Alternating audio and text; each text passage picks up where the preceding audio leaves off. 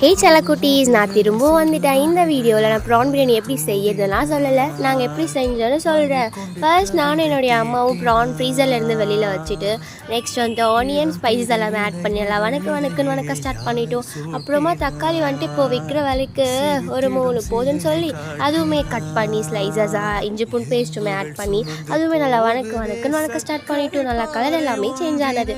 Next PRAN Bible என்ன பண்ணிச்சுன்னா ஃப்ரீசரில் இருந்ததால் பாக்ஸ் ஸ்ட்ரக்சருக்கே இருந்தது. அப்புறமா நீ இப்படி இருந்தா உன்னை எப்படா நாங்கள் சாப்பிட்றதுன்னு சொல்லி அதுக்கு வலிக்காமல் குலுங்காமல் அழுங்காமல் எல்லாமே பிரித்து எடுத்துட்டு மசாலாஸ் எல்லாமே ஆட் பண்ண ஸ்டார்ட் பண்ணிட்டோம்.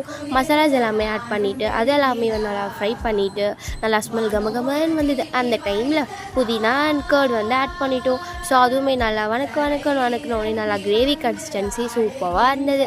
கொஞ்சமாக அப்புறமா இதுக்கு ஆட் பண்ணிவிட்டு ரைஸுமே ஆட் பண்ணிவிட்டு நல்லா தண்ணி எல்லாமே ஊற்றோடனே பிரியாணி ரெடி ஆகிடுத்தோம். சரி, ஓகே சில கூடிய